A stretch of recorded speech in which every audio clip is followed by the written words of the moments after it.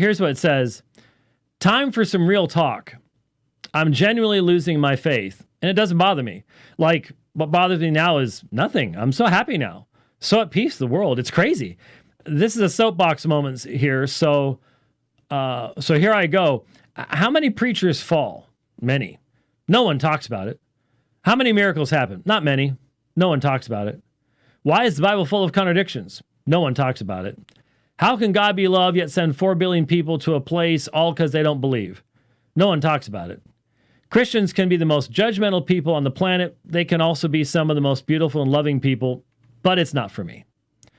I am not in anymore. I want genuine truth, not the I just believe it kind of truth. Science keeps piercing the truth of every religion. Lots of things help people change their lives, not just one version of God. Got so much more to say, but for me, I'm keeping it real. Unfollow if you want. I've never been about living my life for others. All I know is what's true to me right now, and Christianity just seems to me like another religion at this point. I could go on, but I won't. Love and forgive, absolutely. Be kind, absolutely. Be generous and do good to others, absolutely. Some things are good no matter what you believe. Let the rain fall, the sun will come up tomorrow. Now,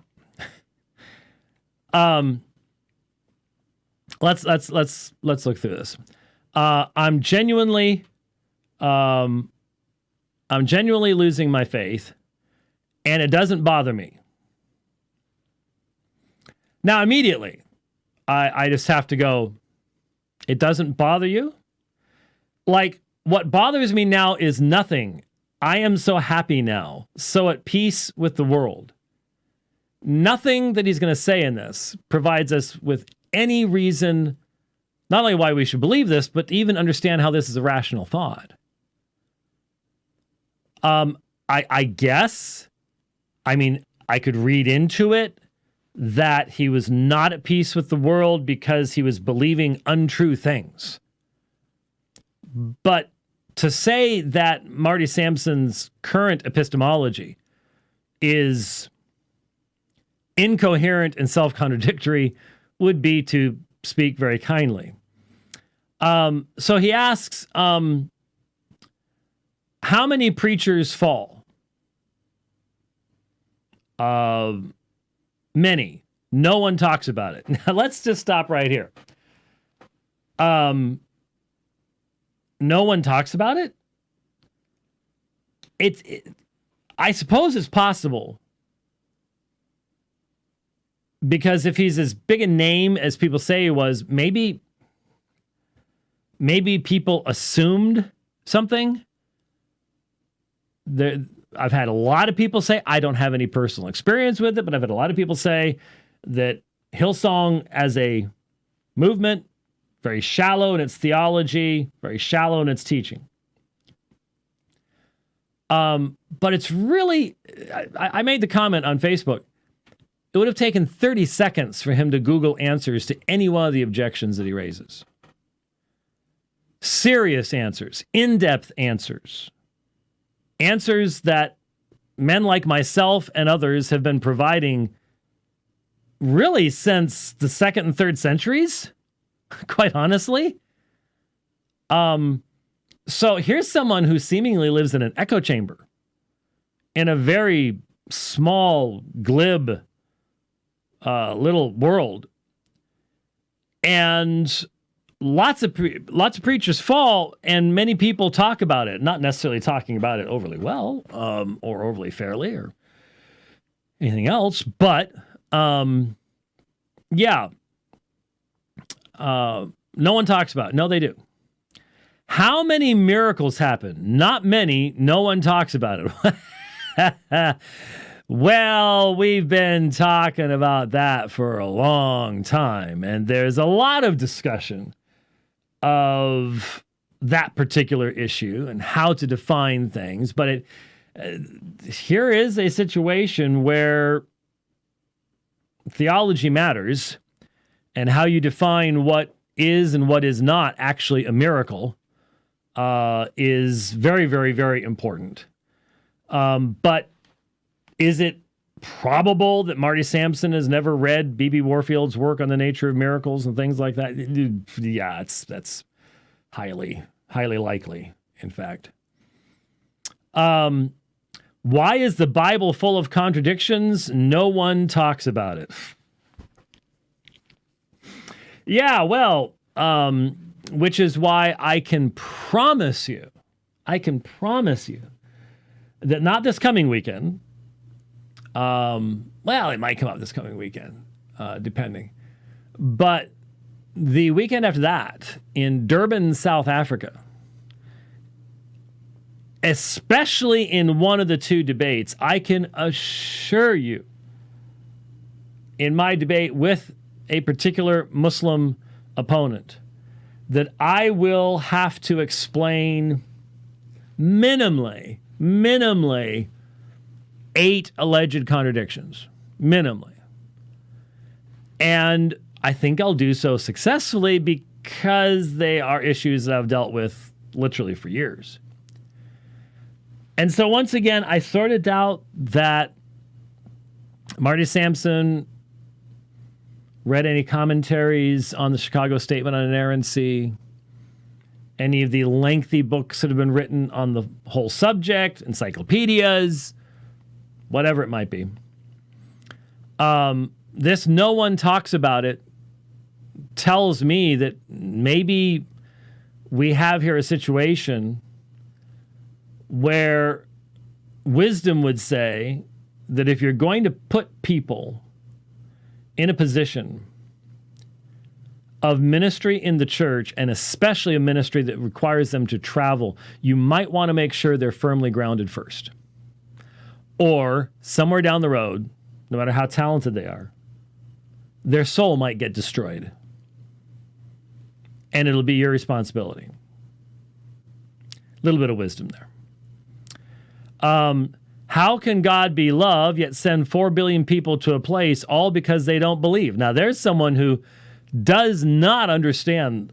I mean, I wonder. I didn't take the time. I do not have the time with this trip coming up. But it would be interesting to see in how many of his songs he actually answered that question if he had understood what he was writing. That's what causes so many people to be confused and concerned. Because how could someone like this say these words if they once wrote words that answered their own questions?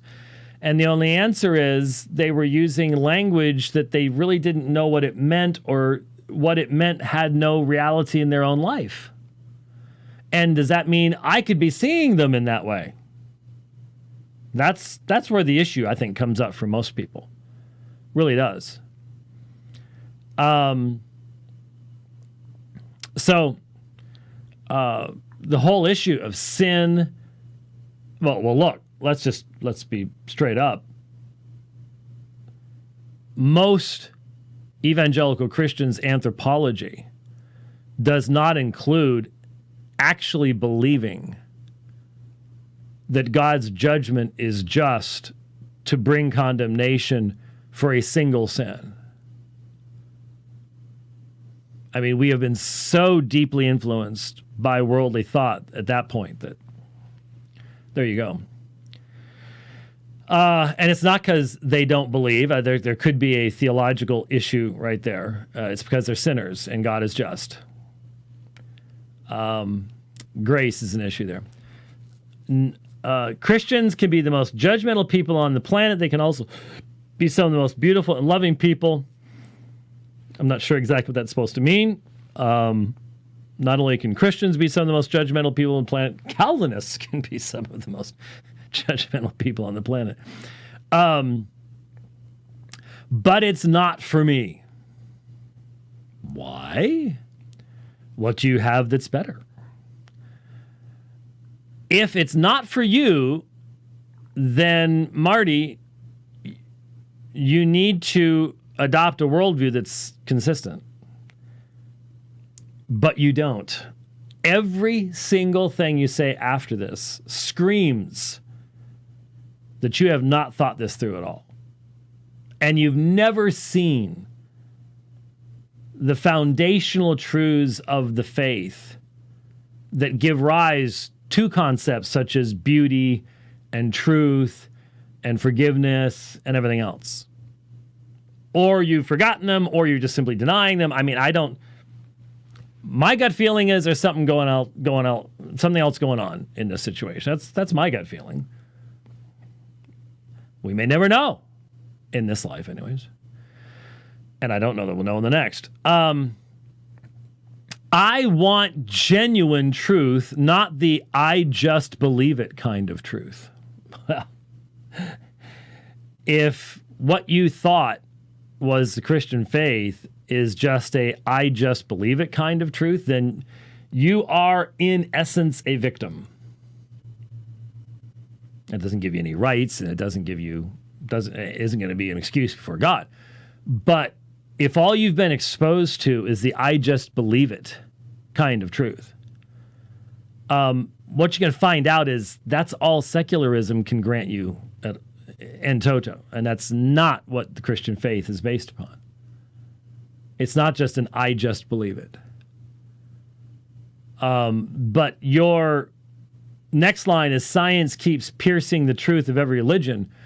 Doesn't sound like you've thought through what the basis of science even is, or what science is, or how science can guarantee you truthfulness, how you can have truthfulness in an utterly random world. Why? And the biggest thing, Marty, is why did you even say, I want genuine truth? Where does that come from? If you have abandoned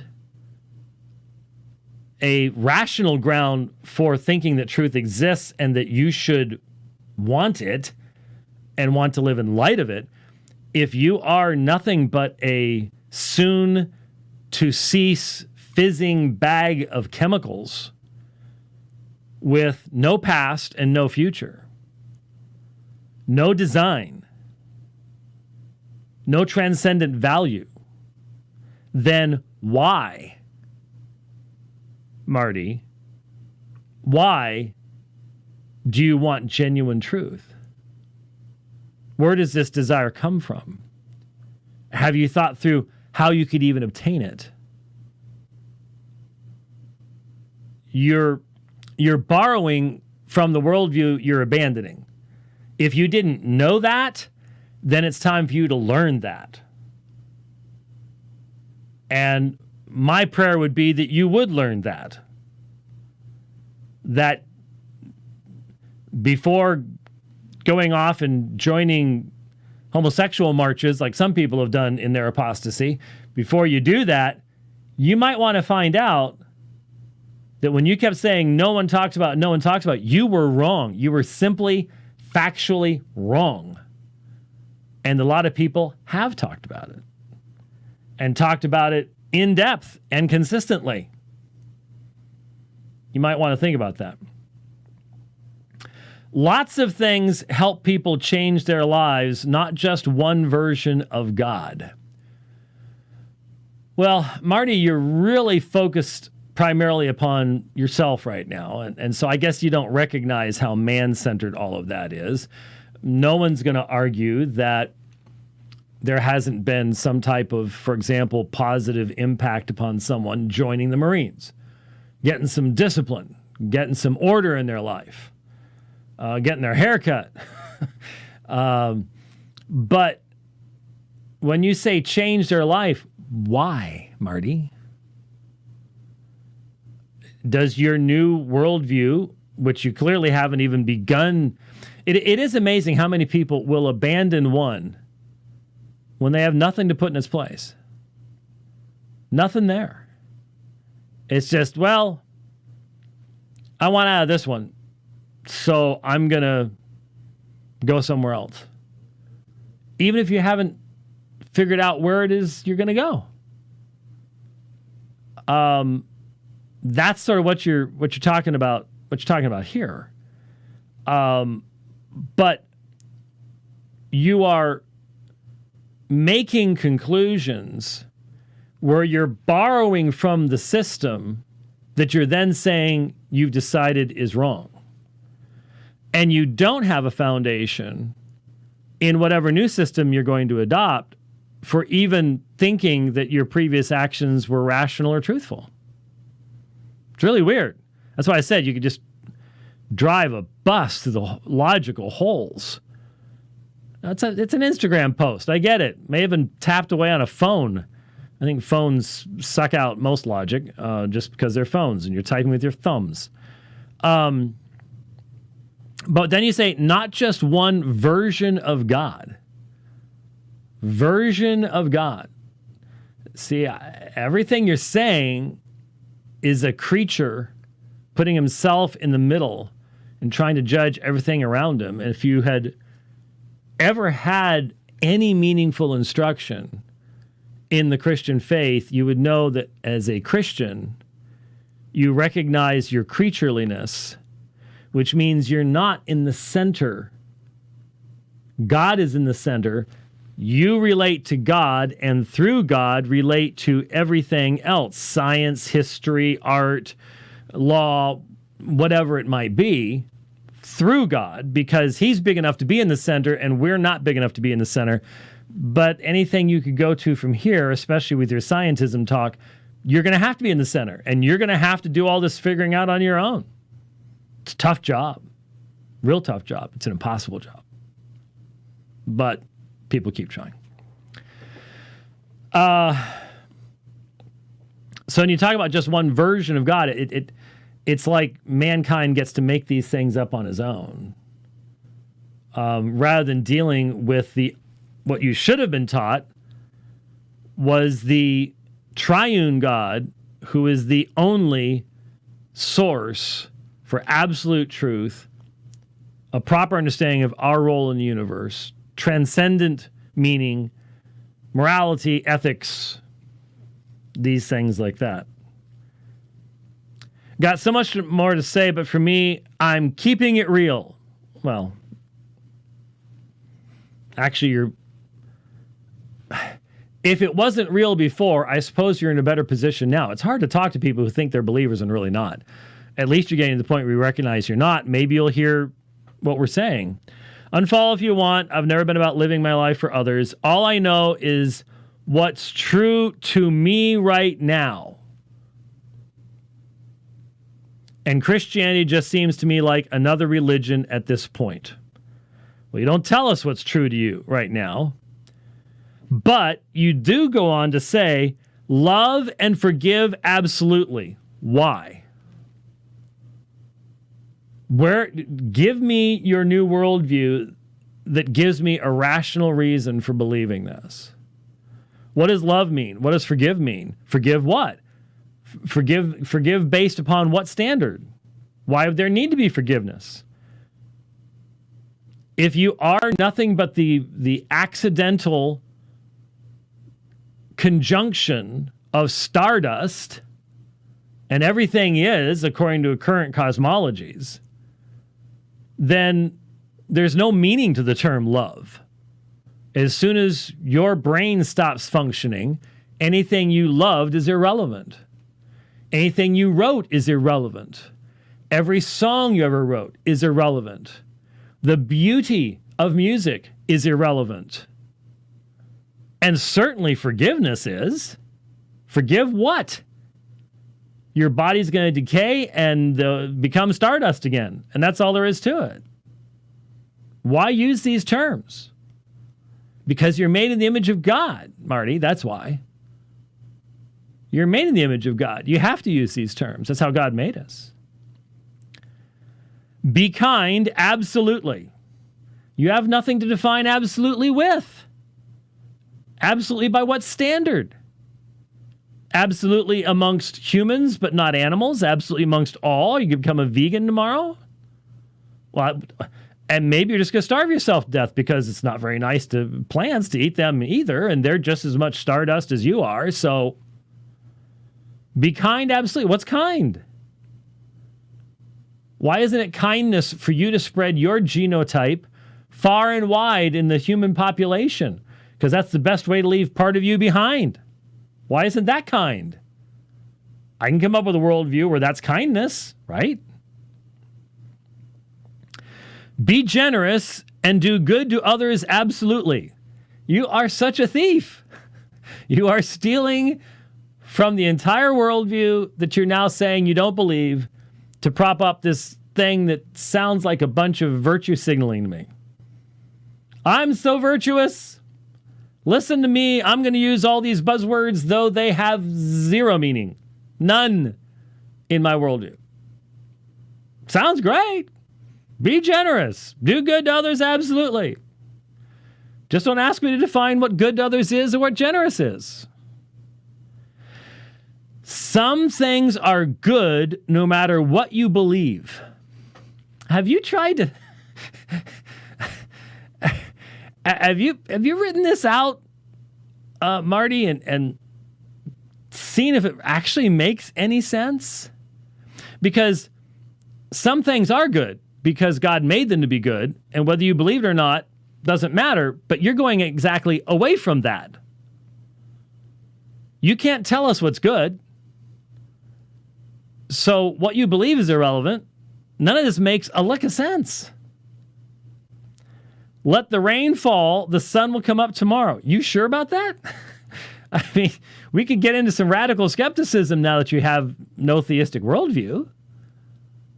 But this sounds like some sort of fatalism. Let the rain fall, the sun will come up tomorrow. And yeah, eventually the bag of water that is you, the bag of fizzing chemicals that is you, will cease functioning and be absorbed back into the system. And therefore, everything you did, everything you ever will do is meaningless. It is irrelevant. There's no transcendent meaning. Nothing there. It's dead end, man. And you're sitting here trying to make it sound all lovely by stealing from the very worldview that once gave you these. It gave you these words. It gave you these concepts. You may not have recognized that. You may not have been taught that. I'm sorry. Maybe it's now time for you to start finding out what you were singing about all those years. Maybe it's time to find out what you were singing about all those years.